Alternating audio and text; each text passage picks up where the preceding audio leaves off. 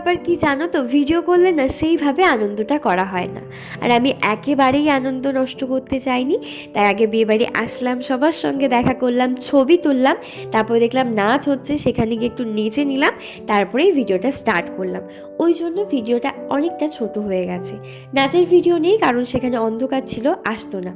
আর দেখো ওদের কি ভালো লাগছে, আর ওদের কিন্তু লাভ ম্যারেজ।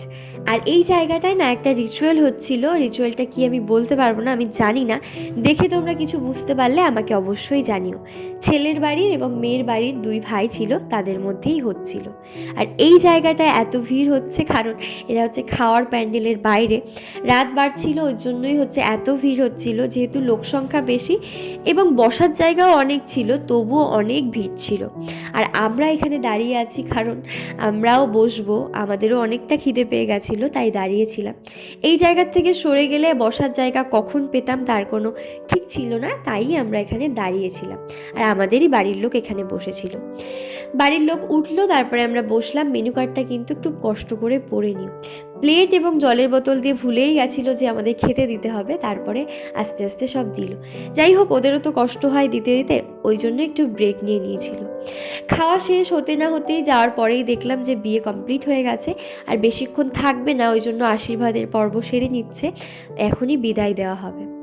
এই যে সব থেকে প্যাথেটিক জায়গা, যেখানে এত বছর এত কিছু থাকা, সব কিছু এখন এই বাড়ির থেকে চলে যাওয়া হবে। এখন আর বলা হবে না যে বাড়ি যাচ্ছি, এখন বলা হবে যে বাপের বাড়ি যাচ্ছি। এখানে না মার থেকে বাবা সব থেকে বেশি কান্না করেছিল।